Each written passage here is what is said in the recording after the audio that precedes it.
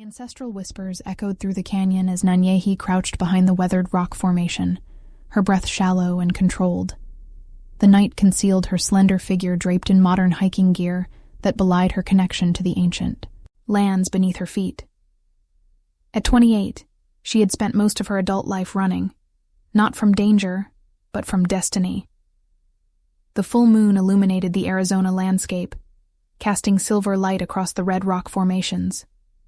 Nanyehi closed her eyes, feeling the familiar pull in her blood, the sensation of something wild clawing beneath her skin.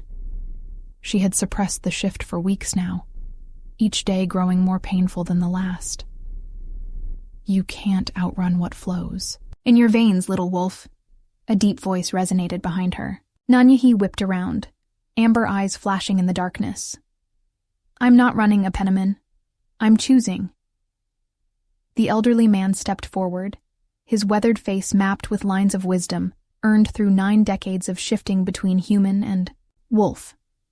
His silver hair was braided tight against his scalp, adorned with beads that symbolized his status among the Canyon clan.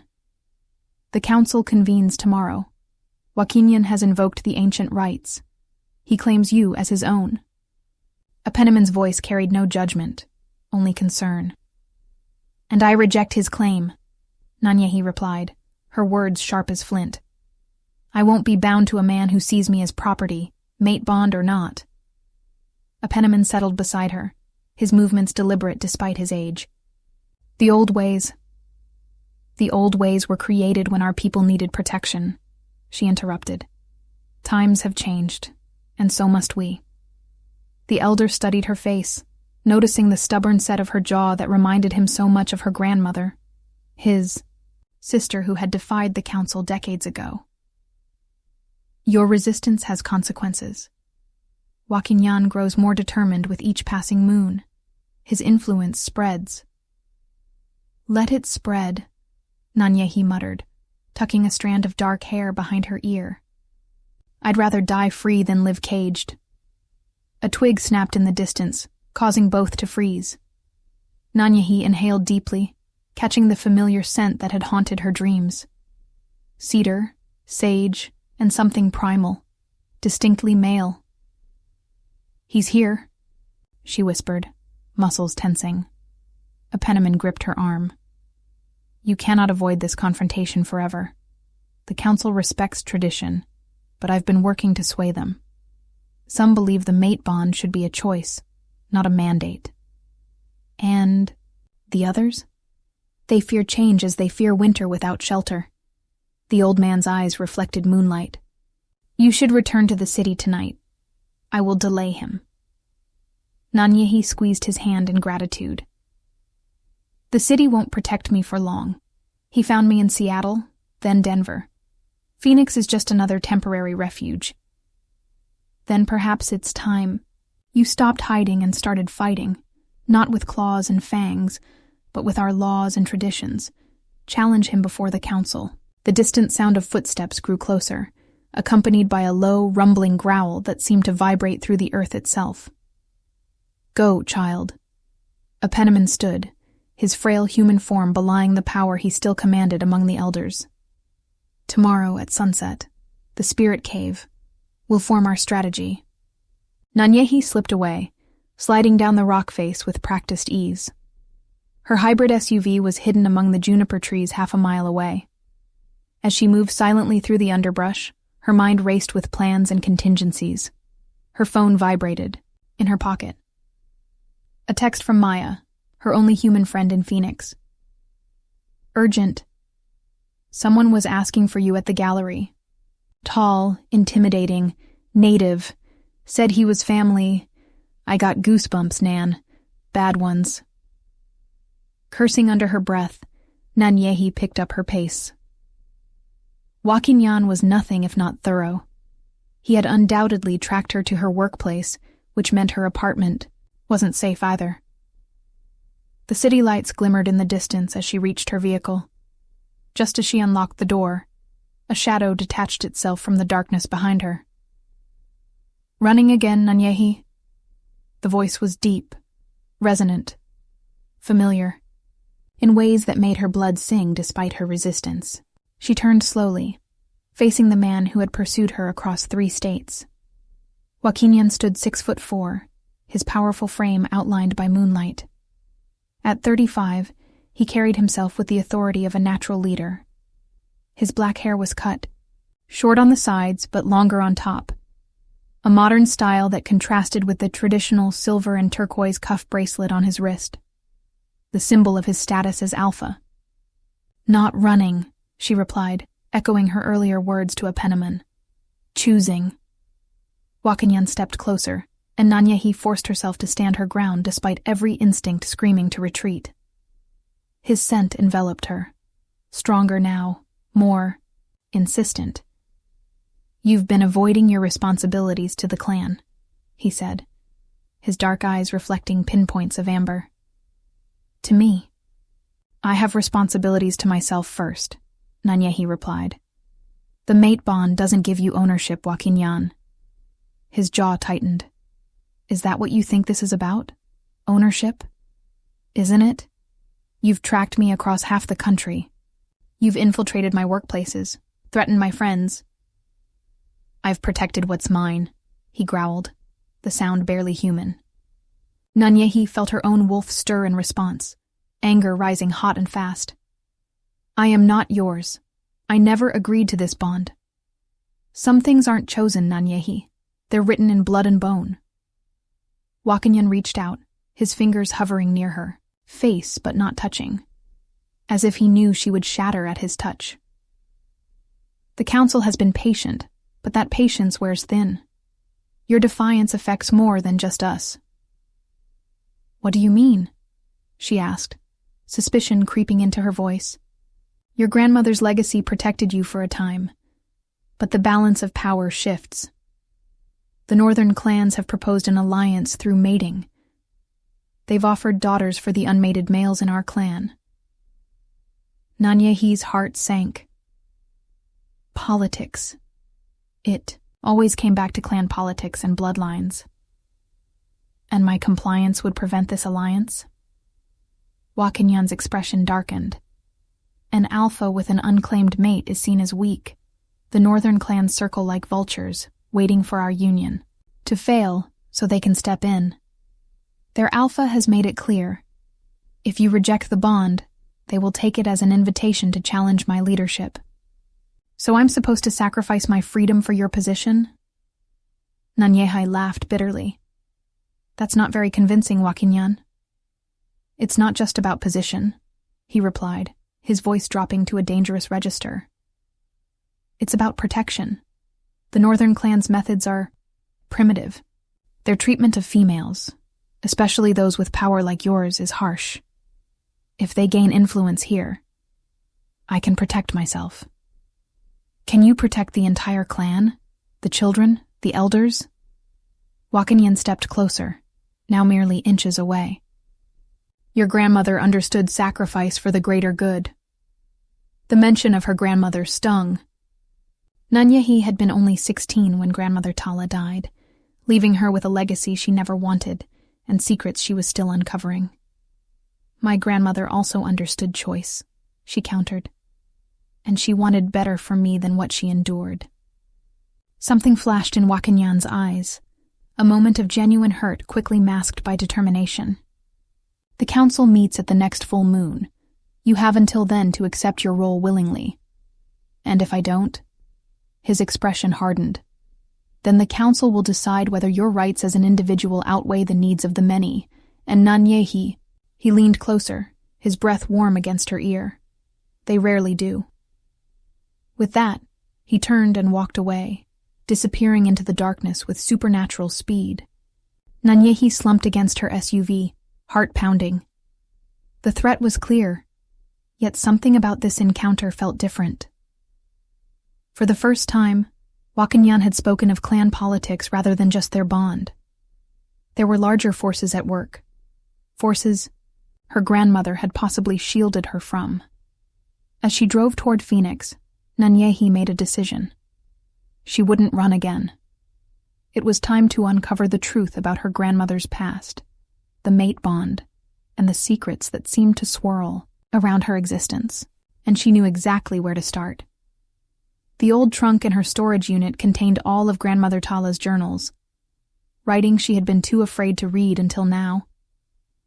But if they contained information that could help her fight this battle, on her own terms, it was worth facing whatever painful truths lay within those pages. Little did she know, the first journal entry would reveal a secret so devastating it would shatter everything she believed about her heritage, her clan, and her fated bond with Wakanyan. A secret powerful enough to ignite a war between clans that had maintained an uneasy peace for generations. Darkness had fully descended by the time she reached the city limits, the modern skyline a stark contrast to the ancient landscape she had left behind. Two worlds, eternally in conflict. Just like the two sides of her nature. Tomorrow she would begin her true fight, not just for freedom from an unwanted bond, but for the very soul of her people's future. Headlights flashed in her rearview mirror. A black SUV, maintaining a careful distance, watched. Dust motes danced in the beam of Nanyehi's flashlight as she knelt before the old cedar trunk in her climate-controlled storage unit. The pre-dawn hour ensured privacy, something increasingly rare in her life.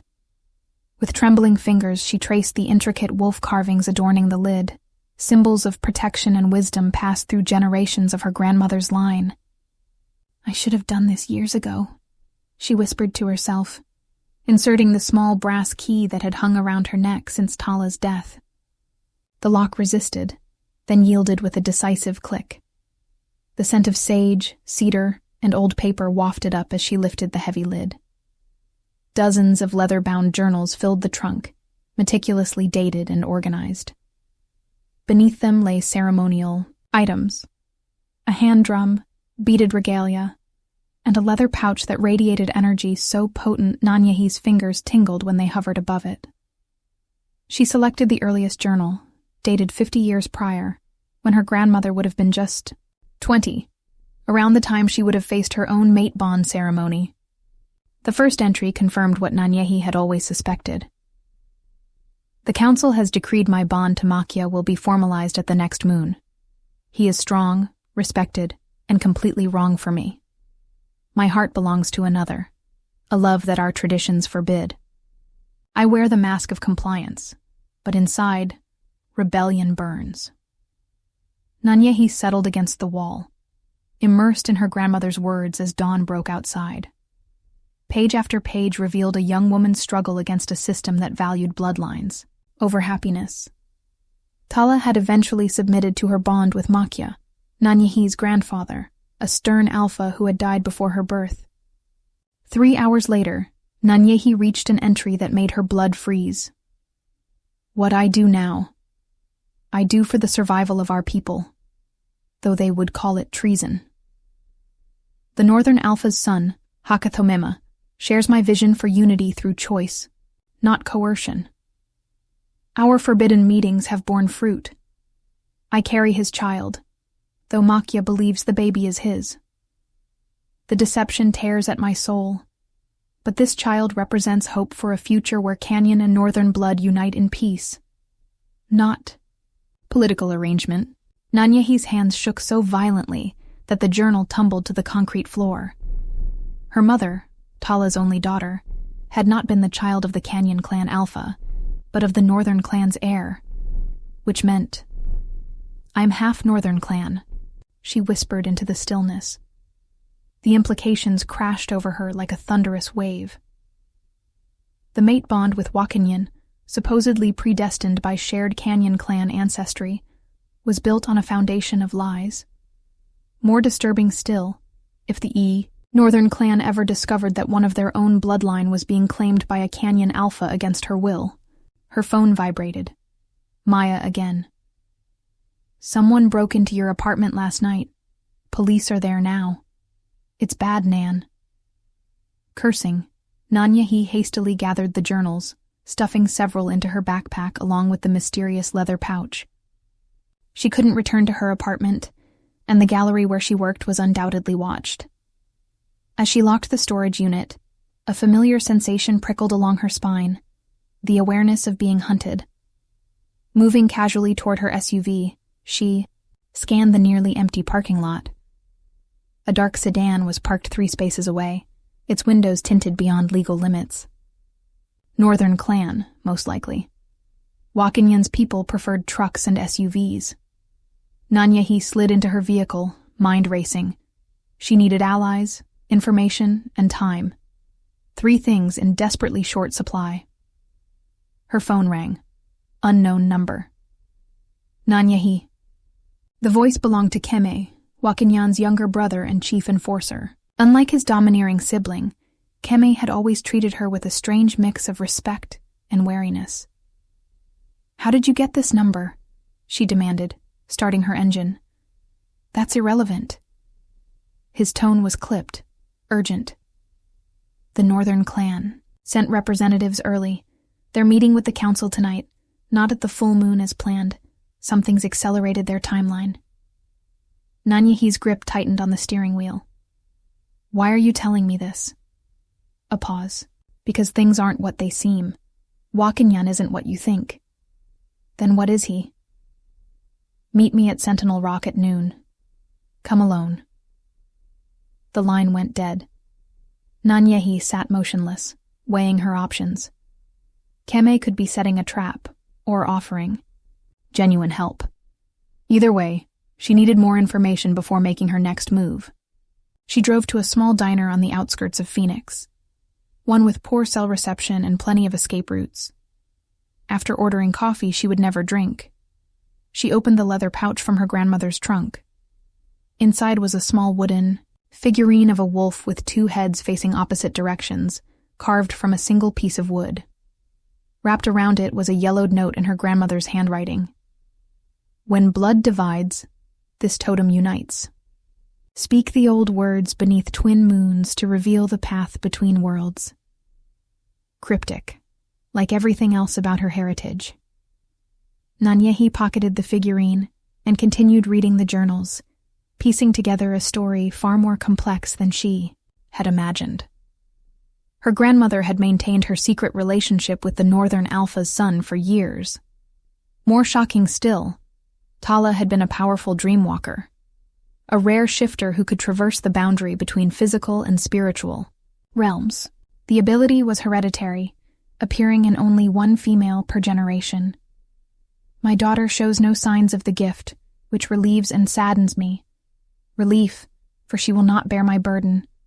Sadness, for without a dreamwalker, the gateway between worlds weakens.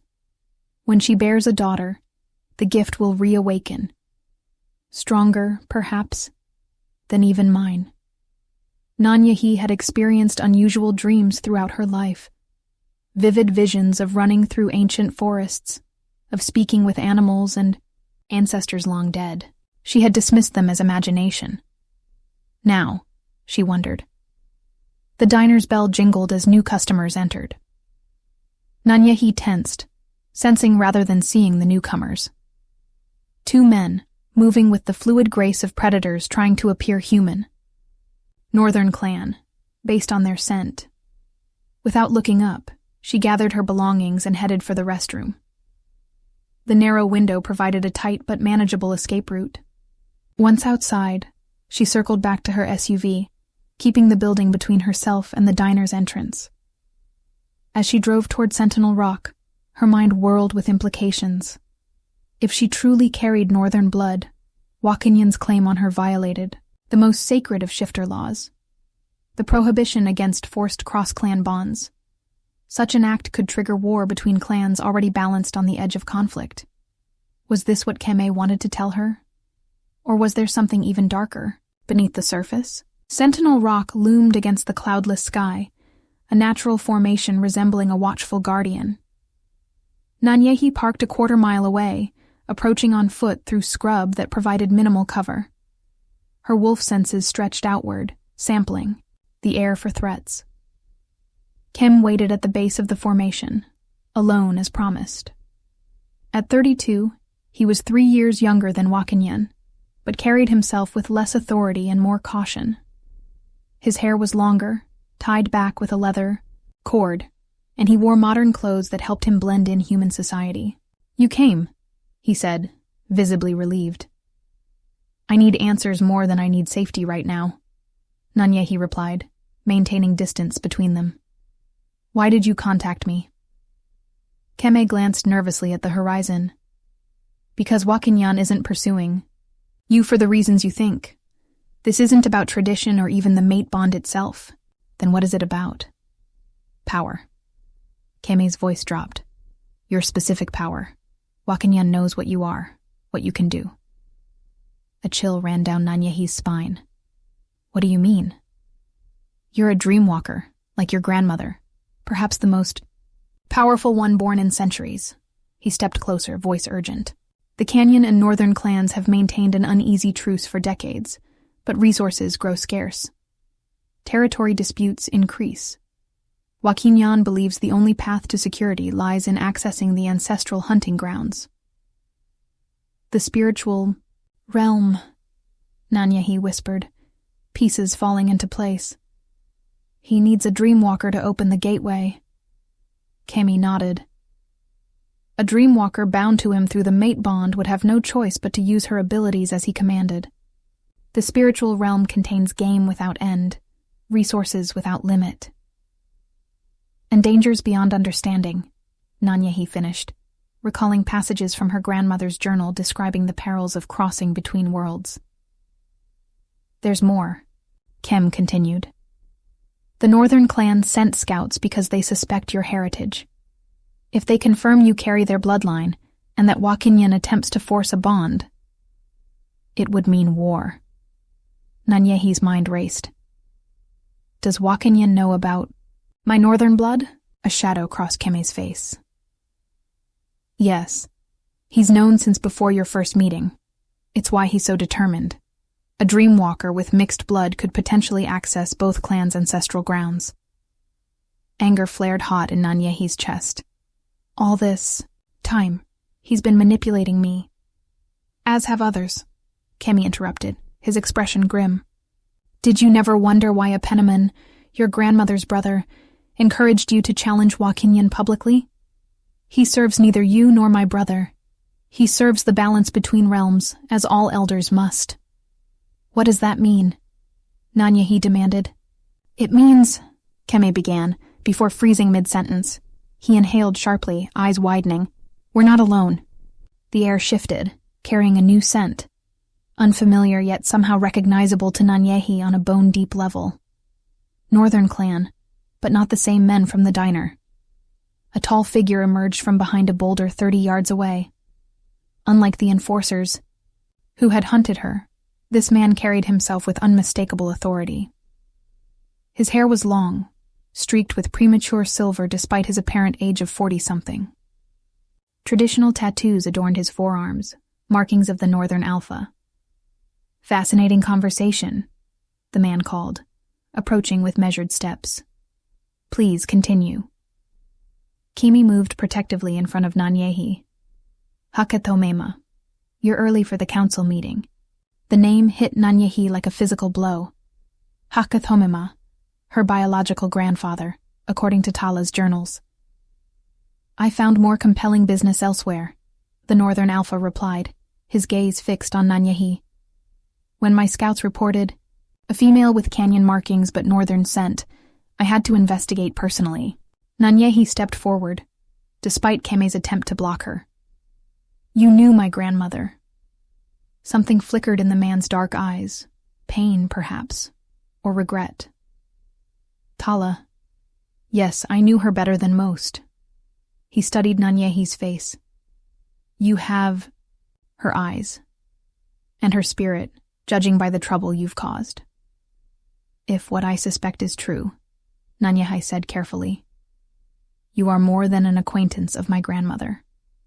Hakathomema's expression remained impassive, but his scent changed subtly. Confirmation enough. We don't have time for family reunions, Kemi interjected urgently. Wakinyan will have noticed my absence by now. Nanyehi needs to disappear. Before I what, brother? The new voice, deep and commanding, came from the ridge above them. Wakinyan stood silhouetted against the sky, flanked by 4 clan enforcers. His expression, when he looked at Keme, contained more sorrow than anger. "Betrayal seems to run in all our bloodlines," he said, descending with predatory grace. The tension in the air thickened, charged with the potential for violence. Nanyehi found herself at the center of a triangle formed by Wakinyan, Keme, and Hakethomema, 3 men representing different paths, different loyalties, different futures. "This doesn't need to end in bloodshed," she said, keeping her voice steady despite her racing heart. "On that, we agree," Wakinyan replied, his gaze never leaving the Northern Alpha. "Hakethomema knows the law. A dreamwalker must be bonded by her 29th year, or risk losing control of her abilities. With your birthday approaching, the time for discussion has passed. A law created by your ancestors to control ours," Hakethomema countered. "The girl carries Northern blood. Your claim violates the ancient covenant between clans." "My claim predates knowledge of her mixed heritage," Wakinyan replied smoothly. "The council has recognized it as valid." "A council you control," Hakethomema's voice hardened. "Stop." Nanyehi's command cut through their argument. "I'm not a prize to be won or a tool to be used. I've read my grandmother's journals. I know what happened between her and you," she looked at Hakethomema, "and what was stolen from both of you." Surprise registered on the Northern Alpha's face. "She kept journals?" "Detailed ones," Nanyehi confirmed. "About her abilities, about her true feelings for my supposed grandfather, about her vision for peace between clans. Everything." "Those journals belong to the council," Wakinyan stated, taking a step forward. "They belong to me," Nanyehi countered, backing away. "Just as my choice belongs to me." The ground beneath them trembled slightly, an almost imperceptible vibration that caused all 3 men to exchange alarmed glances. "The gateway grows unstable," Kem murmured. "Without a bonded dreamwalker to maintain it." "Then I'll bond with one of my own clan," Hakethomema interrupted, gesturing to the men who had materialized behind him. "Takoda is of age, carries strong northern blood, and would make a worthy mate." Nanyehi followed his gesture to a young man standing slightly apart from the others. Tall and muscular with intelligent eyes, he carried himself with quiet confidence. When their gazes met, something electric passed between them. Recognition on a level deeper than conscious thought. "This is not a negotiation," Wakinyan growled, his eyes beginning to glow with the amber light of an impending shift. "Nor is it your decision," Hakethomema replied, his own eyes reflecting a colder blue light. The ground trembled again, more insistently this time. A distant howl echoed through the canyons, a sound that belonged to neither world. Nanyehi felt it then, a pulling sensation in her chest, as if something were trying to unravel her from within. The wooden figurine in her pocket grew hot against her thigh. "The gateway," she gasped, understanding flooding her. "It's opening on its own." All eyes turned to her as she stumbled, suddenly dizzy. Images flashed behind her eyes, forests untouched by human development, mountains higher than any on Earth, creatures that defied description, the ancestral hunting grounds calling to her blood. She needs to be bonded now. Wakinyan moved, toward her, purpose in every line of his body. Before it's too late. "Touch her and die," Hakethomema snarled, shifting partially, claws extending from human hands. As the leaders of 2 ancient clans prepared to battle over her fate, Nanyehi made her choice. She pulled the twin-headed wolf figurine from her pocket and, guided by instinct rather than knowledge, spoke words in a language she had never studied, yet somehow knew intimately. "By blood divided, by spirit united, I claim my power as my own." The figurine burst into blue flame in her palm, painless yet blindingly bright. The ground beneath them split, not physically, but spiritually, creating a shimmering veil between dimensions. Through the veil stepped a penniman, but not as Nanyehai had ever seen him. Gone was the frail elder. In his place stood a warrior in his prime, eyes glowing with otherworldly power. "The Dreamwalker has chosen," he announced, his voice resonating, with authority that silenced all others. "Neither Canyon nor Northern. She stands on the boundary as her grandmother did. As I do." "This is impossible," Wakinyan breathed, taking an involuntary step back. "You're a guardian." "The last of the old ones," Apenaman confirmed. "And she," he gestured to Nanyehi, "is the first of the new." As revelation dawned in the eyes of those gathered, the veil between worlds pulsed with increasing urgency. Something was coming through. Something ancient and powerful that had been waiting for this exact moment, this precise alignment of bloodlines and circumstance. A massive wolf, larger than any natural predator, emerged partially through the veil. Its fur shifted between midnight black and silver, its eyes pools of wisdom and wildness combined. It fixed its gaze on Nanyehi, a silent communication passing between them. "The guardian of the gateway," Apenaman explained softly. "It has chosen its new companion." The implications were staggering. A role beyond Alpha or Dreamwalker, a purpose that transcended clan politics and mate bonds. As the revelation settled, over the gathered shifters, the ground gave a final, violent shudder. The veil between worlds stretched thin, threatening to tear completely. Without a fully realized Dreamwalker to maintain it, the barrier between realms was collapsing, with consequences none could fully predict. "Choose now, Nanyehi," Apenaman urged, extending his hand toward her. "Before both worlds suffer for our mistakes." With the gateway fracturing, ancient enemies poised for battle, and her own power surging beyond control, Nanyehi faced the most important decision of her existence, one that would alter the fate of not just two clans, but two, worlds inextricably bound by blood and spirit. The massive guardian wolf howled, a sound that seemed to freeze time itself as the veil rippled dangerously around them all. Decisions. Thunder crashed overhead as Nanyehi stood suspended between worlds, the raw power of the fractured gateway surging through her veins like lightning. The twin-headed wolf figurine had dissolved into glittering dust that now swirled around her in a protective cyclone of ancestral magic. "The veil won't hold," Apenaman shouted above the otherworldly howling that emanated from the spirit realm. "You must complete the ritual Tala began." Nanyehai's mind raced through the fragments of information from her grandmother's journals. "What ritual?" She never finished explaining. "Because she couldn't," Hakathomama interjected, stepping forward despite the dangerous energy crackling through the air. The joining of bloodlines was only the first step.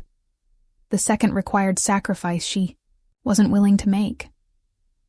The massive guardian wolf paced along the boundary between worlds, its dual-colored fur rippling as reality itself fluctuated around it. Its intelligent eyes remained fixed on Nanyehi, expectant and ancient. "What sacrifice?" she demanded, even as understanding began to dawn. "A Dreamwalker must surrender something precious to fully claim their power," Apenaman explained, his youthful appearance beginning to flicker as the strain of manifesting between realms took its toll. "Your grandmother chose love over duty. She wouldn't sacrifice her connection to Hakathomema, even to stabilize the gateway. So she left it vulnerable," Wakinyan added, his anger momentarily overshadowed by the immediacy of their shared danger. "For decades, the passage between worlds has weakened because she refused to complete the binding." "Don't you dare blame her," Hakathomema growled, his partial shift progressing further as emotion overcame control. "She protected both clans at great personal cost." The ground beneath them lurched violently, throwing several of the gathered shifters off balance. Through the widening tears in the veil, shadowy creatures began to materialize, spirits that had been trapped between realms for generations, neither fully alive nor dead. "There's no time for this," Nanyehi shouted. What exactly must I do? Apenaman steadied himself against a boulder, his form now rapidly alternating between elder and warrior as his connection to the physical world deteriorated. You must choose which world will claim your primary allegiance, and what you're willing to surrender to make that choice binding. I don't understand. Your heart or your freedom, Joaquinian translated bluntly. The same choice every dreamwalker faces. Bind yourself willingly to a mate, anchoring your power to this world, or surrender your connection to humanity and become a guardian like Apenaman, forever walking between realms, but belonging fully to neither. The impossible choice hung in the air between heartbeats. Nanyehi looked from Joaquinian to Dakota, the young northern clan warrior, whose presence inexplicably resonated with her own. Then to Apenaman, whose existence suddenly made tragic sense. He had chosen guardian status, surrendering his chance at love and connection to maintain the balance between worlds. There has to be another way, she insisted, even as the veil tore wider. The guardian wolf let out a low, rumbling growl that seemed to vibrate through Nanyehi's bones. It padded fully into the physical realm now, circling her with measured steps. When it spoke, the words formed directly in her mind, rather than in the air. There is always another path, young one, but few have the courage to forge it. Tell me, she whispered. The division between clans is artificial, created by those who feared the power of unified bloodlines. True stability comes not from separation, but from harmony. Understanding bloomed like fire in Nanyehi's mind. The twin-headed wolf, it represents unity, not division. The wolf inclined its massive head. Your grandmother began the work. You must complete it. With sudden clarity, Nanyehi knew what she had to do. She stepped toward the center of the gateway disturbance, where the veil was thinnest. Stop her! Joaquinian commanded his enforcers. But the shifting energies around Nanyehi made approach impossible. She raised her hands toward the fractured veil, feeling both worlds pulling at her essence. I choose both realms, she declared, her voice carrying the weight of generations. And I sacrifice neither heart nor freedom, but pride. The pride that has kept our clans divided for centuries. The guardian wolf's approval radiated through her consciousness as it moved to stand beside her. Together, they faced the assembled shifters. Canyon and northern blood already flows united in my veins, Nanyehi continued. The division between our people is based on fear, not necessity. I will not choose one world or one clan over another. I will bridge them. The energy surrounding her intensified, the glittering dust from the figurine swirling faster. This is madness, Joaquinian protested. The old laws were created by those who feared what they couldn't control. Hakathomema finished, a newfound respect evident in his expression as he watched his granddaughter. Nanyehi extended her hands, one toward Joaquinian, one toward Dakota. A new bond must be formed, not of possession or politics, but of partnership and balance. Apenaman's form stabilized momentarily as hope flickered across his features. The triad bond, he whispered. It hasn't been attempted in 1,000 years. What is she proposing?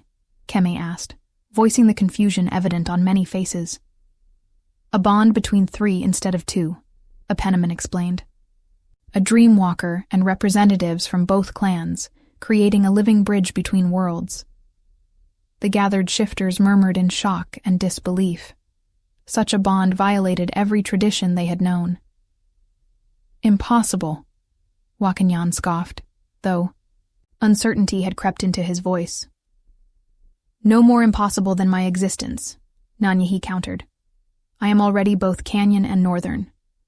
I simply propose to formalize what already exists within me. The veil pulsed ominously, reminding them all of the immediate danger. This could destroy all 3 of you, Apenaman warned. The power required, or it could heal what has been broken for generations, Nanyehi replied. She looked directly at Wakinyan, seeing him truly for perhaps the first time, not as an adversary or a would-be captor, but as a leader bearing the immense weight of responsibility for his people's survival. "You pursued me not from desire, but from duty," she said softly. "I understand that now." Wakinyan's expression shifted, pride warring with pragmatism. "Our traditions have preserved us for centuries, and now they will destroy us if we cling to them too rigidly." Nanyehi gestured to the fracturing veil. "Choose, Wakinyan, partnership or destruction." She turned to Dakota, who had remained silent throughout the exchange. "And you, a warrior I've just met but whose blood recognizes mine. Will you risk everything for a new way forward?" Dakota stepped closer, studying her with eyes that reflected intelligence and caution. "My father always taught me that evolution is survival," he said, glancing at Hakatomema. "If this heals the rift between our people—" He nodded once, decisively. "I'm willing." All eyes turned to Wakinyan, whose authority among the Canyon clan made his decision crucial. The proud alpha stood rigid, centuries of tradition warring, with the undeniable reality before him. The guardian wolf approached him, its massive form making even Wakinyan appear small. It stared into his eyes, a silent communication passing between them. Whatever he saw in those ancient eyes seemed to reach him. His shoulders straightened as he made his decision. "For my people," he said finally, stepping forward to stand opposite Dakota, with Nanyehi between them. "Not for power or possession, but for survival." A Penniman moved to complete their circle, his form now stabilized by proximity to the growing power. "Speak the words your blood remembers, Dreamwalker," he instructed Nanyehi. "Let your spirit guide you." Nanyehi closed her eyes, allowing the knowledge that had lain dormant in her heritage to surface. Words in a language older than any human tongue flowed from her lips as she took the hands of both men. The glittering dust from the figurine encircled, all three of them, spinning faster until it formed a shimmering cocoon of energy. Where their hands joined, a luminous thread appeared, weaving between their connected fingers and spiraling upward to their hearts. Pain lanced through Nanyehi as the bond began to form. Not the submission of self she had feared, but an expansion, as if her consciousness were stretching to accommodate new dimensions. She felt Wakinyan's strength and determination flowing into her, along with Dakota's adaptability and quiet courage. Through their connected energy, she glimpsed their innermost selves. Wakinyan's lifetime of sacrifice for his clan, the crushing responsibility that had hardened him into the unyielding alpha she had resented. Dakota's struggle to honor tradition, while embracing change. His secret studies of human societies and technologies that could help their people adapt. In turn, they experienced her lifetime of running, of searching for identity between worlds, of the power she had suppressed out, of fear. The guardian wolf circled them, its massive form moving through the cocoon of energy without disrupting it. With each circuit, the fractured veil began to stabilize, the tears slowly mending as the balance between realms restored itself. "It's working," a Penniman breathed, watching in wonder as shadowy spirits retreated back to their proper realm. The final threads of the bond snapped into place with a surge of power that illuminated the entire canyon. When the light faded, Nanyehi stood transformed, her eyes now reflecting both the amber of Canyon Clan and the blue of Northern blood, perfectly balanced. Wakinyan and Dakota appeared similarly changed, each bearing subtle marks of the other's clan alongside their own. "The triad is formed," a Penniman announced formally, addressing the stunned witnesses from both clans. "A new covenant between peoples, between worlds." The guardian wolf howled in triumph, the sound echoing between realms as a proclamation and a promise. As the immediate danger passed, the practical implications of what they had done began to emerge. Hakatomima approached the triad, his expression unreadable. The Council will resist this, he said bluntly. Centuries of separation cannot be undone in a moment, regardless of necessity. They will follow their alpha, Joaquinyan replied, a new timbre in his voice as the bond settled within him. And I now stand for unity, not division. As do I, Dakota affirmed, meeting his father's gaze steadily. Hakathomema studied his son, then his newly discovered granddaughter. Tala would be proud, he said finally, the closest he could come to expressing his own approval. The ground had stopped shaking, the veil now a shimmering, stable barrier between worlds rather than a fractured wound. The guardian wolf sat on its haunches, watching the proceedings with ancient patience. What happens now? Keem asked, addressing no one in particular. Now, Nanyehi replied, feeling the balanced power flowing through her. We rebuild. Not as Canyon or Northern, but as one clan. As night fell, the newly formed triad led their people back toward the council grounds, the guardian wolf following at a distance. The journey ahead would be challenging. Traditions don't yield easily to change, even necessary change. But for the first time in generations, there was hope for true unity. Walking between Joaquinyan and Dakota, Nanyehi felt neither trapped nor diminished by the bond they shared. Instead, she experienced a completion she hadn't known she was missing. Not a surrender of self, but an expansion of possibility. The twin moons rose over the canyon, their light illuminating the path. Forward, the old world was ending, but a new one, balanced between tradition and evolution, between physical and spiritual, was just beginning. And at its center stood three, who had chosen to become something greater than themselves alone could ever be. Transformation. Winter descended upon the Canyonlands with unusual ferocity, as if testing the resolve of the newly formed alliance. 3 months had passed since the Triad Bond ceremony, months filled with diplomatic negotiations, resistance from traditionalists, and the painstaking integration of 2 clans with centuries of separate development. Nanyehi stood atop council, ridge, watching snow blanket the expansive territory that now functioned, somewhat tenuously, as the unified homeland of what many still referred to as separate clans.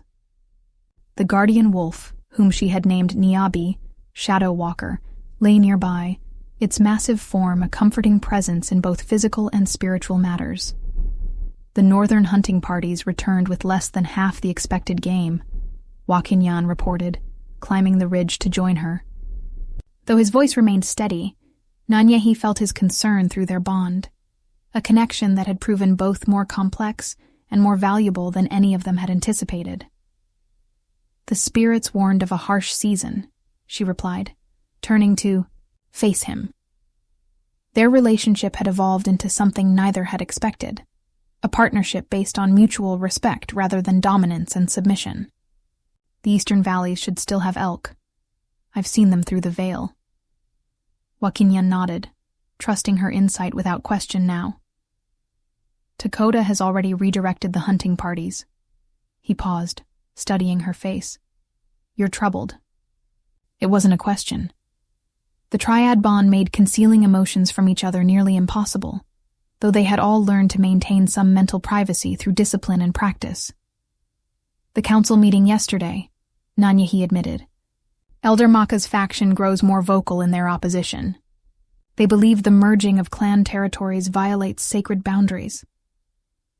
Maka fears change, not sacrilege, Joaquinyan replied, his breath fogging in the cold air. He's lost influence since the unification. It's more than politics, Nanyehi insisted. There's something else, something he's hiding. When he speaks against the triad, his energy fluctuates in a way that suggests deception. Joaquinyan considered this, absently adjusting the silver and turquoise cuff that now bore both Canyon and Northern symbols. You think he's working with outside forces? I'm not certain, Nanyehi admitted. But last night, I dreamed of shadows, gathering at the eastern border, shadows with human shapes but hollow cores. Niabi raised her massive head at this, a low growl rumbling in her chest. The guardian wolf had proven particularly sensitive to threats that straddled the boundary between worlds. "You should tell Takoda," Wakanyan suggested. "His trackers have reported unusual activity in that region. Humans with advanced surveillance, equipment moving in patterns that suggest more than casual observation." The mention of Takoda sent a different ripple through their bond. Something warmer, more personal. The complex dynamic between the three of them had developed unexpectedly over the months. While the triad was primarily a spiritual and political alliance, deeper emotional connections had formed, particularly between Nanyehi and Takoda, whose shared intellectual curiosity and adaptable nature had created a natural affinity. Wakanyan, ever perceptive, noticed her reaction. "He should return from the border patrol by nightfall," he said, a hint of amusement coloring his tone. "I'm sure he'll seek you out immediately." Nanyehi shot him a look that was half irritation, half appreciation for his understanding. Their bond had revealed Wakanyan to be far more nuanced than the domineering alpha she had once perceived him to be. His primary devotion remained to his people's welfare, but he had proven capable of personal growth that continually surprised her. "The strength of the triad depends on honesty between us," she reminded him, "including about our evolving relationships." "I've never objected to your connection with Takoda," Wakanyan replied evenly. "The old me might have, but that man is evolving." Before Nanyehi could respond, a mental alarm flared through their bond, Takoda sending an urgent warning. Simultaneously, Niabi leapt to her feet, hackles raised as she stared toward the eastern horizon. "Something's coming," Nanyehi whispered, extending her senses toward the disturbance. "Something that doesn't belong in either realm." They descended the ridge quickly, Niabi loping ahead as they approached the main settlement. The integration of canyon and northern living patterns had produced a unique community, traditional dwellings alongside modern structures, communal areas designed to encourage interaction between formerly separate clans.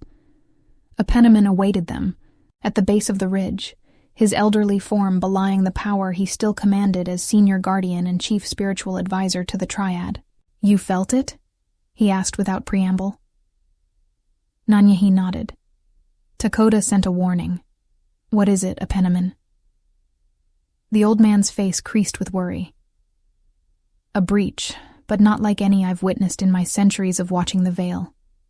This comes from neither our world nor the spirit realm." "A third realm?" Wakanyan asked, skepticism evident in his tone. "Not precisely," a penniman replied. "More like an artificial gateway, a forced opening created through technology rather than natural energy." The implications chilled Nanyehi, more than the winter air. "Humans," she whispered.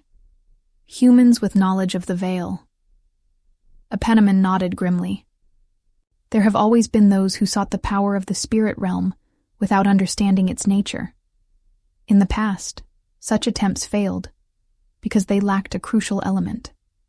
A dreamwalker," Wakanyan concluded, his protective instincts flaring through the bond as he moved closer to Nanyehi. "Or something that mimics dreamwalker energy," a penniman confirmed. "The journals your grandmother kept. Did you bring all of them from storage?" Nanyehi's blood ran cold. "No. I only took the oldest ones, those pertaining to her early years, and her relationship with Hakatamema. The later journals," she trailed off, realization dawning. "They might contain information about her abilities, her techniques for accessing the Veil." "Information that could be weaponized in the wrong hands," Wakanyan growled. A commotion at the eastern perimeter interrupted their conversation. Takoda arrived on horseback, his normally composed features tense with urgency. Several northern trackers accompanied him, along with a human woman whose presence in their territory was unprecedented. Takoda dismounted in a fluid motion, approaching the triad with the human woman following cautiously behind. Through their bond, Nanyehi felt his conflicted emotions. Alarm mingled with reluctant trust toward the stranger. "This is Dr. Maya Blackwood," Dakota introduced. "She approached our border voluntarily with information she claims concerns us all." Nanyehi started at the name. "Maya? My colleague from the gallery in Phoenix?" The woman nodded, relief evident in her expression. "I've been trying to find you for months, Nan. After your apartment was ransacked, you just disappeared." "How did you find this place?" Wakinyan demanded, suspicion evident in his stance. Maya squared her shoulders, refusing to be intimidated, despite being surrounded by powerful shifters. "I followed the people who took Nanyehi's grandmother's journals. It led me to a research facility operated by Nexus Biochem, a corporation with government contracts and a disturbing interest in what they call interdimensional energy dynamics." "You're a scientist?" a Penniman asked, studying her with ancient eyes. "An art historian with a background in Native American cultural artifacts," Maya corrected. "I recognized the symbols in Tala's journals when they were displayed at your workspace," she added, addressing Nanyehi directly. "They matched petroglyphs I've studied that depict the boundary between physical and spiritual realms." "Why come to us now?" Nanyehi asked, sensing there was more to Maya's story. "Because Nexus has moved beyond research," Maya replied grimly. 3 days ago, they activated some kind of device at their facility near Carson Ridge. There was an energy surge that affected electronic equipment for miles, and then... She hesitated, as if doubting her own words. "Something came through. Something that wasn't human or animal." Niabi growled, confirming the truth of Maya's account. "Spirit entities drawn to artificial energy," a Penniman murmured, "without proper guidance or containment." "How many?" Wakinyan asked sharply. "I don't know," Maya admitted, "but they've quarantined the entire research wing. There have been casualties." The implications settled heavily over the group. Entities from the spirit realm, pulled into the physical world without proper transition or boundaries, could be deeply destructive, hungering for life energy they no longer possessed. "We need to contain this breach immediately," Nanyehi decided, her dreamwalker instincts surging to the forefront. "Before these entities spread beyond the facility." "It could be a trap," Wakinyan cautioned. "If these humans sought your grandmother's knowledge, they may be attempting to draw you out." "Whether it's a trap or not, the breach must be sealed," a Penniman interjected. "Uncontained spirit entities in the physical realm will grow stronger and more numerous with each life they consume." Dakota, who had remained thoughtfully silent, finally spoke. "We need more information before charging into a human facility. Dr. Blackwood, what exactly does Nexus hope to achieve with this research?" Maya's expression darkened. "Based on the documents I was able to access, they're interested in the regenerative properties of what they call the alternate biosphere. Healing properties, extended longevity, enhancement of human capabilities. They seek to exploit the spirit realm's resources," Nanyehi translated, disgust evident in her tone. "Just as humans have exploited the physical world to near destruction." "Not all humans share this mindset," Maya objected. "I came here at considerable personal risk because I believe what they're doing is wrong, both scientifically and ethically." Wakinyan studied her with newfound respect.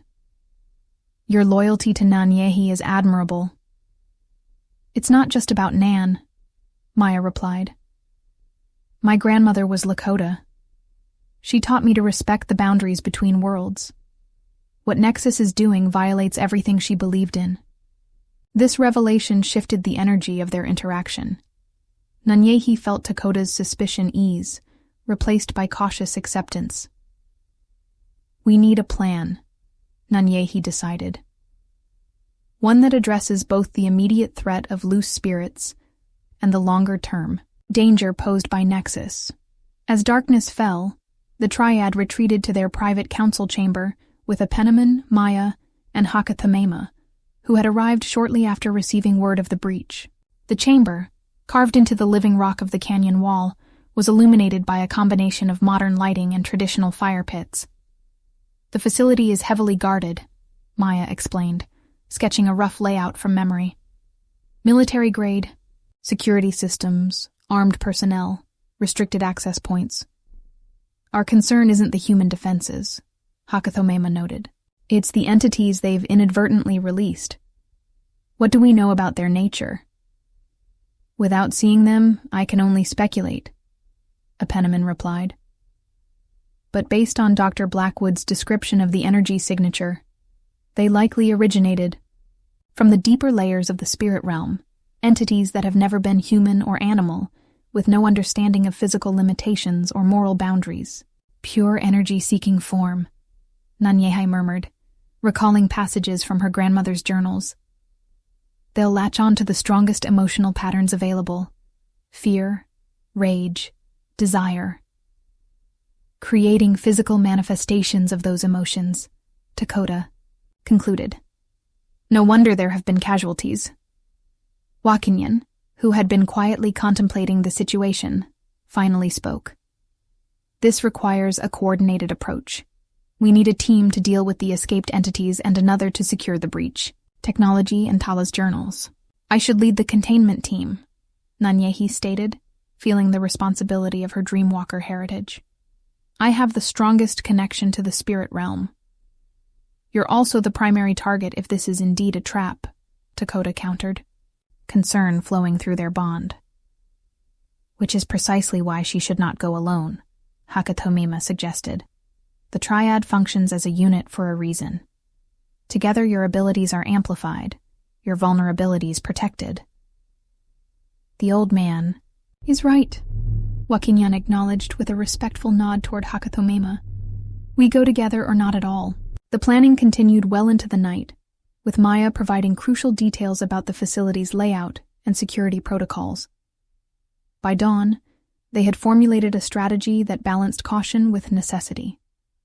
The breach-sealing team would consist of the Triad, Apeneman, and Niobe, whose guardian status gave her unique abilities to track and contain spirit entities. A secondary team led by Kami and including elite warriors from both clans would secure the facility's perimeter and retrieve Tala's journals.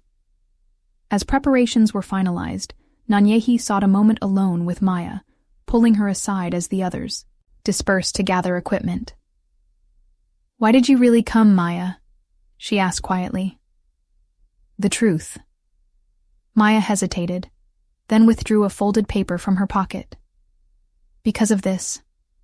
I found it hidden in the binding of one of Tala's journals before Nexus took them." Nanyehi unfolded the paper, a letter in her grandmother's distinctive handwriting, addressed to her. "My dearest Nanyehi, if you are reading this, then the path I feared has come to pass. The human organization that calls itself Nexus has sought our kind's secrets for generations. They killed my sister in 1973, believing she was the Dreamwalker of our generation. I let them believe they had eliminated the threat to their ambitions, but they are persistent, and now they seek the ultimate prize: unrestricted access to the spirit realm's resources. What they don't understand is that the balance between worlds cannot be controlled by technology or ambition. It requires sacrifice, wisdom, and harmony. Trust the guardian wolf. She is more than protector. She is the key to sealing forever the artificial passages humans might create. The triad bond you have formed was prophesied in the oldest stories of our people. 3 who become one, bridging not just clans, but worlds. The final step remains uncompleted, a choice only you 3 can make when standing at the threshold between realities. Know that I am with you always, my granddaughter, my hope, my legacy. With eternal love, Tala. Nanyehi's hands trembled as she refolded the letter. She knew, she whispered. Somehow she knew everything that would happen. Your grandmother was remarkable, Maya said softly. In the few interactions I had with her at cultural events, she always seemed to see through time itself. Thank You for bringing this to me, Nanyehi said, tucking the letter safely away. It changes our approach somewhat. As dawn broke over the canyon lands, the Triad prepared for their most dangerous challenge yet. What had begun as a personal journey of identity for Nanyehi had evolved into a struggle with implications for multiple worlds.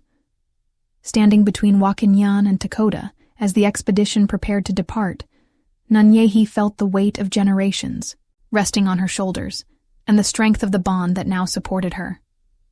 Whatever awaited them at the Nexus facility, they would face it not as separate individuals, but as a unified force bridging ancient wisdom and modern necessity. The guardian wolf howled, a sound that resonated between worlds as both warning and rallying cry. The time for preparation had ended.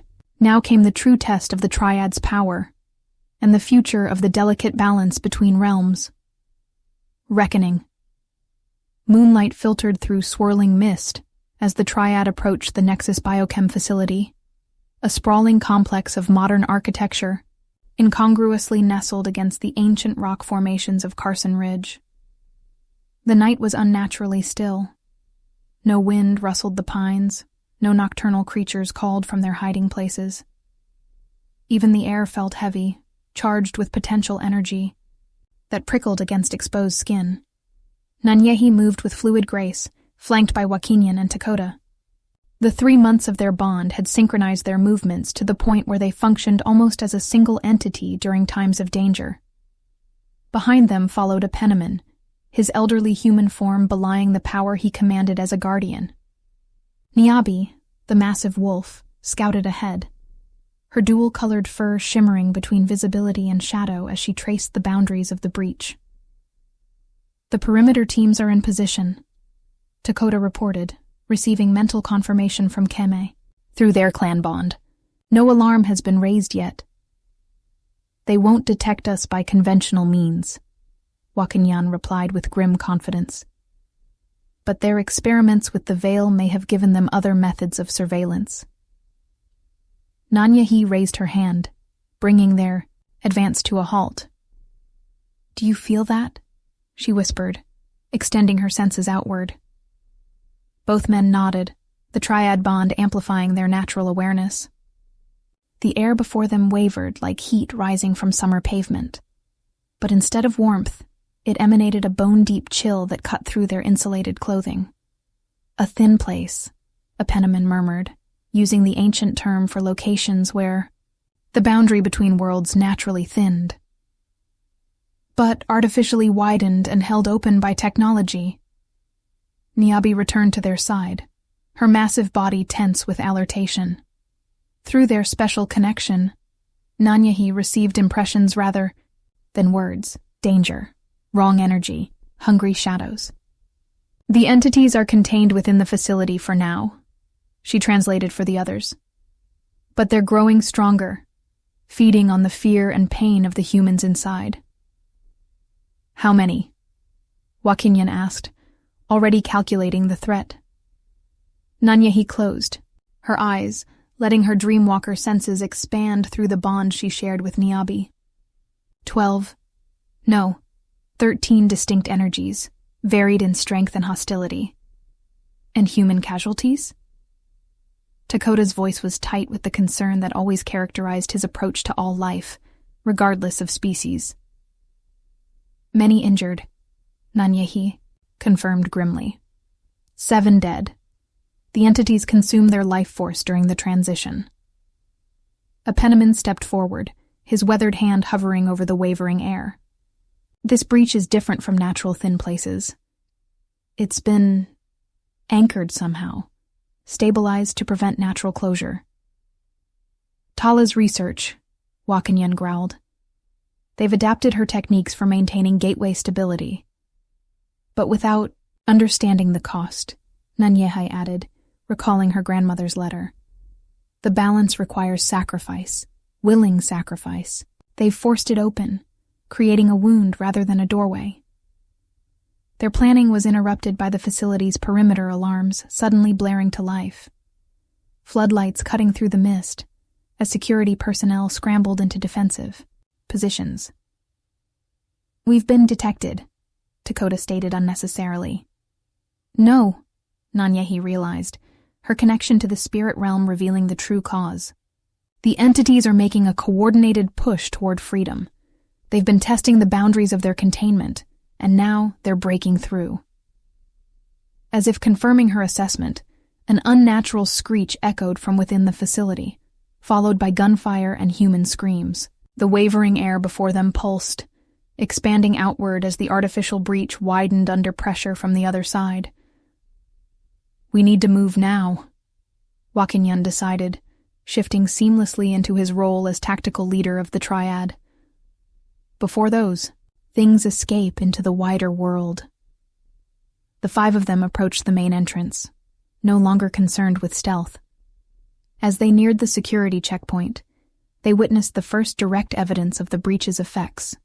2 heavily armed, guards frozen in attitudes of terror, their bodies partially transparent as if their very substance had been partially consumed. Spirit touch, Apenaman identified the condition. Their life energy has been partially drawn into the other realm. Can they be saved? Dakota asked, already moving toward the afflicted humans. If we seal the breach quickly enough, the old guardian confirmed. Otherwise, the process will complete within hours. Nanyehi pressed her palm against the security door's electronic lock, channeling a burst of energy that overrode its circuits. We need to reach the central research lab. That's where the breach technology will be housed. They move through the facility with determined efficiency, encountering signs of increasing chaos as they progress deeper. Abandoned equipment, overturned furniture, and more humans in various states of spirit touch. The entities had clearly rampaged through multiple sections, growing bolder and more destructive with each successful feeding. The first direct confrontation came at the entrance to the primary research wing. A shimmering figure blocked their path, vaguely humanoid, but constantly shifting, its form composed of swirling energy that approximated limbs and a head. Where a face should have been, only a hungry void gaped. Niabi growled, positioning herself protectively before the group. The entity responded with a sound like glass shattering, advancing with unnatural, jerking movements. It's newly formed, Apenaman observed. Still learning to manipulate physical matter. How do we stop it? Dakota asked, his hands already shifting partially to claws in preparation for defense. Conventional attacks are useless, Nanyehi warned. It has no physical form to damage. Wakinyan stepped forward, drawing the silver knife he carried, a ceremonial blade passed through generations of Canyon clan alphas. Not conventional, then. Before anyone could stop him, he drew the blade across his palm, letting his blood, alpha blood, drip onto the floor between them and the entity.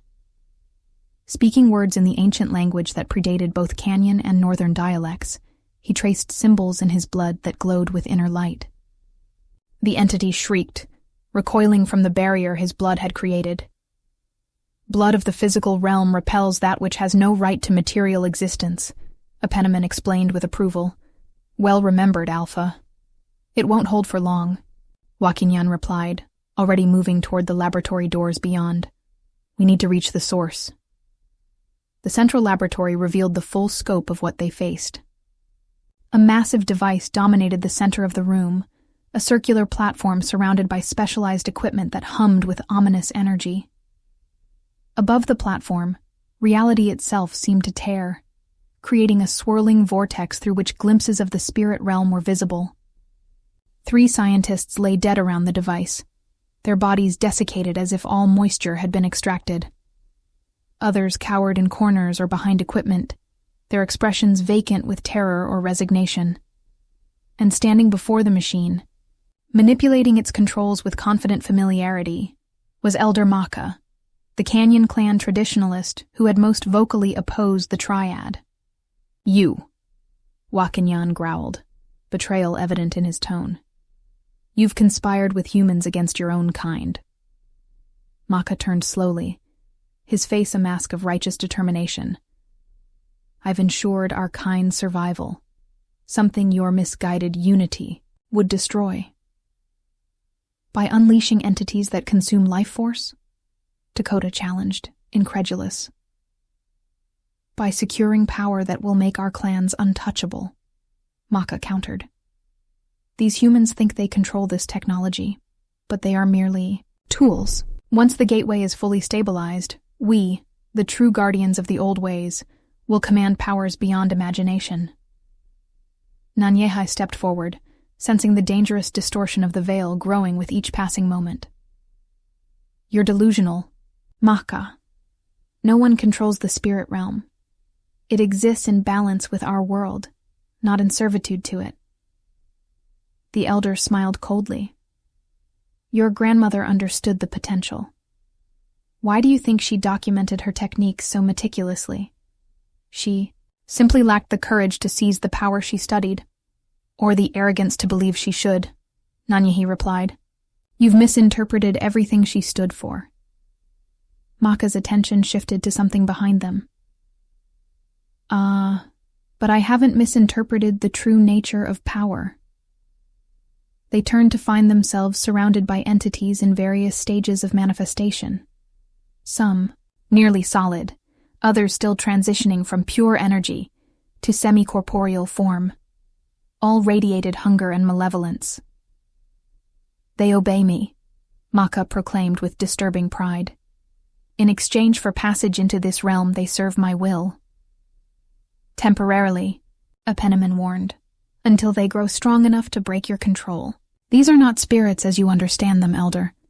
They are ancient hungers from the deepest layers of the other realm, entities that have never known physical form or moral constraint. Doubt flickered briefly across Maka's features before, resolving again into certainty. You underestimate me, Guardian.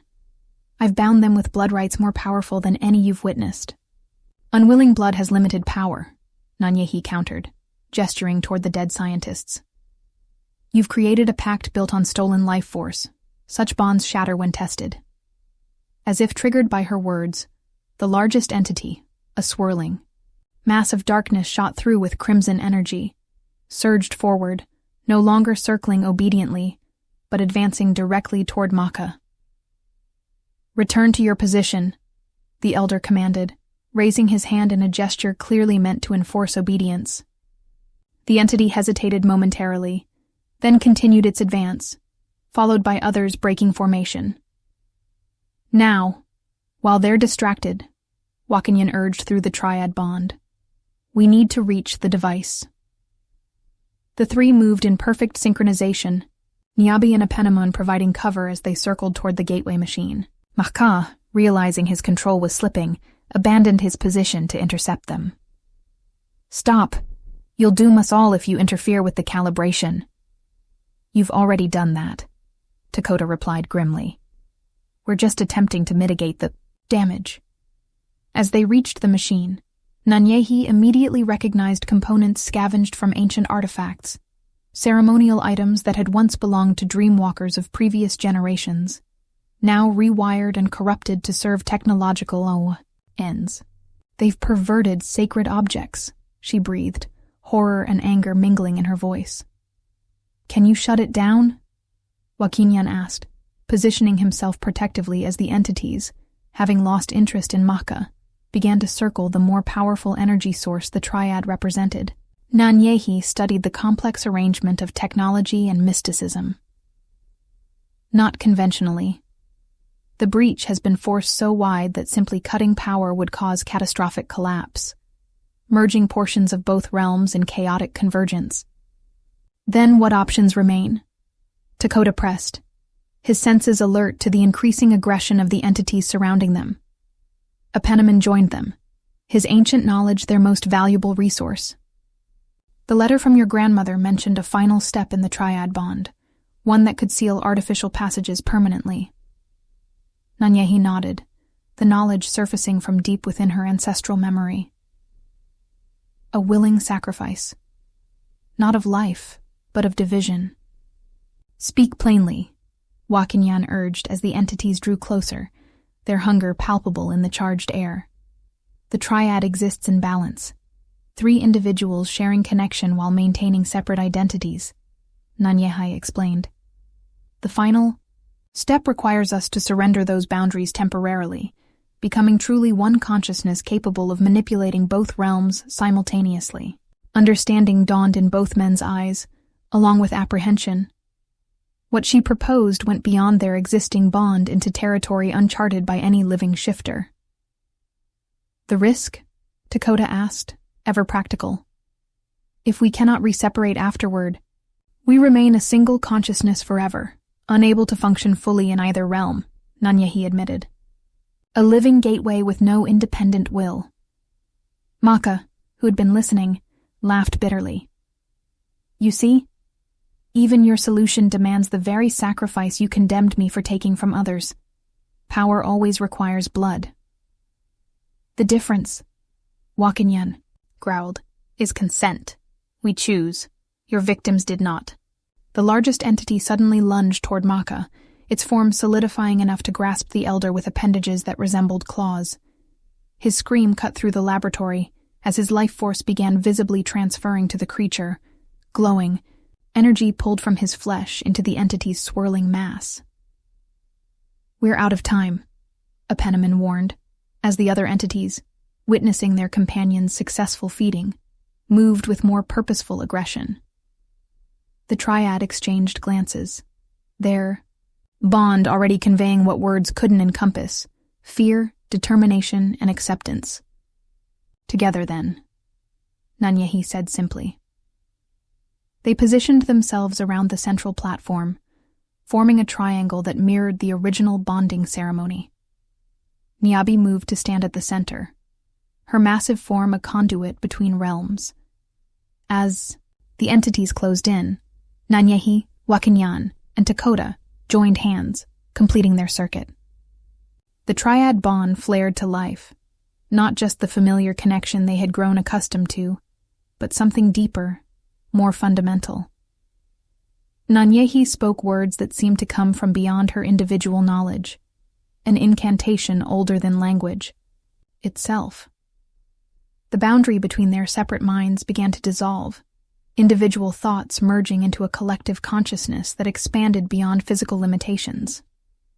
Through their unified awareness, they perceived both realms simultaneously, the physical laboratory with its damaged humans and predatory entities, and the spirit world beyond the breach, where ancient powers stirred in response to their unprecedented unification. The guardian wolf howled, the sound vibrating between dimensions as she channeled their combined energy toward the artificial gateway. The machine beneath them groaned, components melting as power beyond its design capacity surged through its circuits. The entities shrieked in collective rage, sensing their pathway between worlds collapsing. They abandoned their separate victims to converge on the triad, desperate to prevent the closing of their access to the physical realm.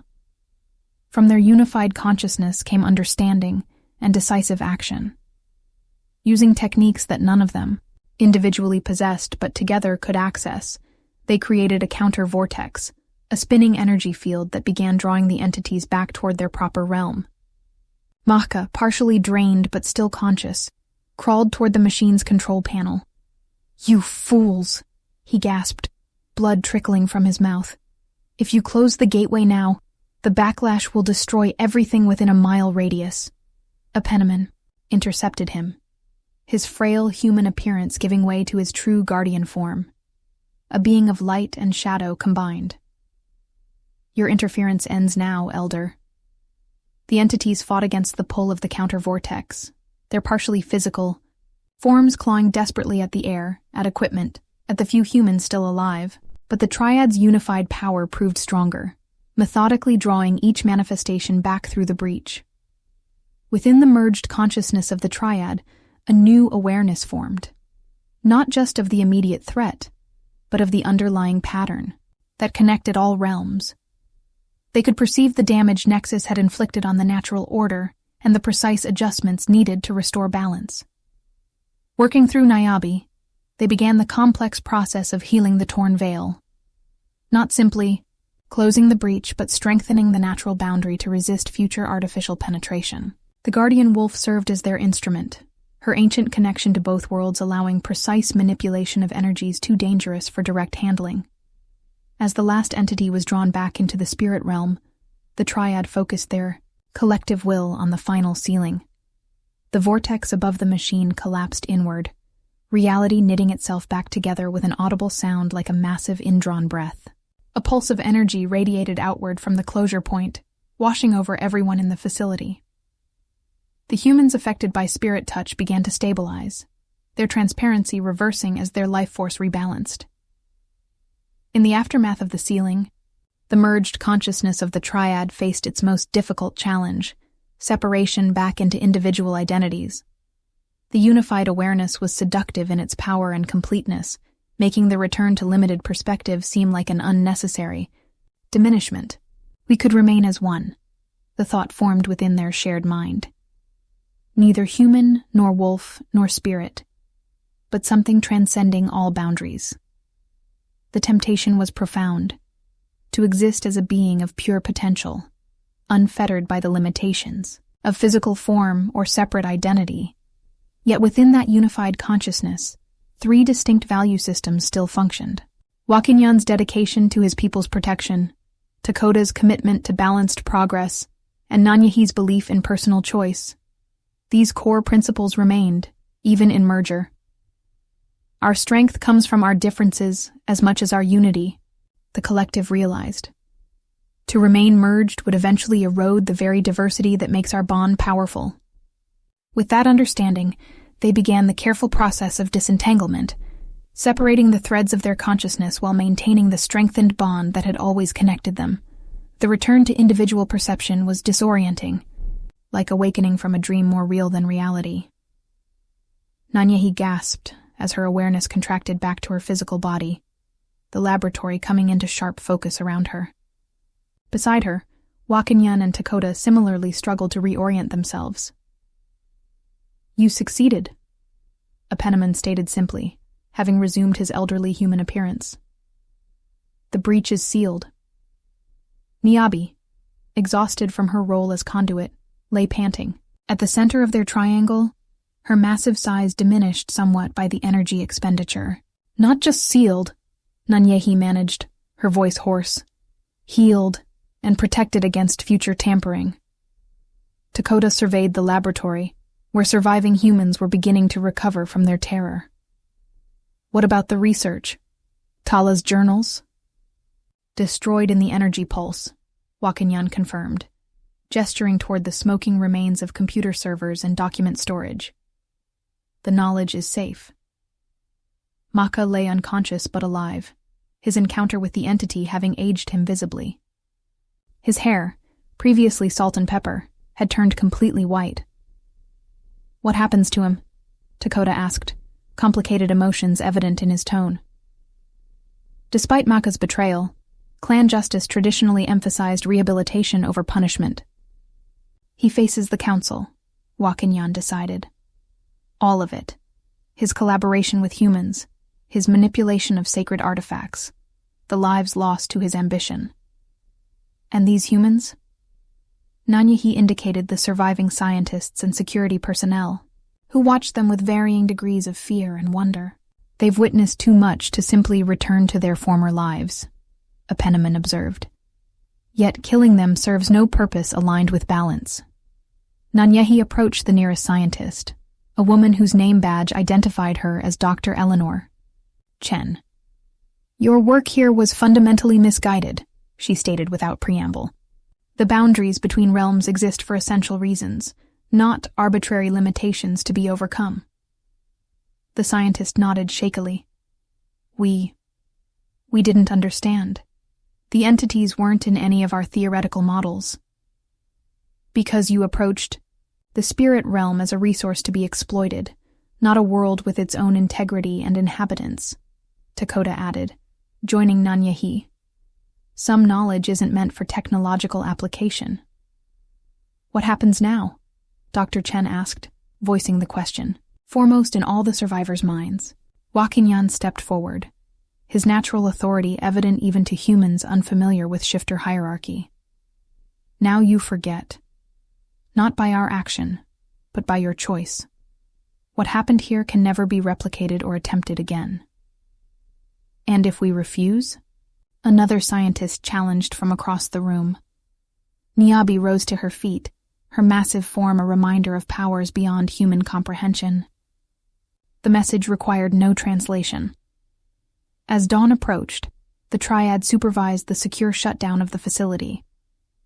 Kimi and his team had successfully contained the peripheral areas, ensuring no evidence of their true nature would remain for human authorities to discover. The cover story, a catastrophic experimental failure resulting in several deaths, would satisfy official investigations while discouraging similar research elsewhere. Maya met them at the extraction point, relief evident on her face. "It's done." Nanyehi nodded, exhaustion and accomplishment mingling in her expression. "The breach is sealed. Permanently." "And the journals?" "Returned to Ash," Wakanyan confirmed.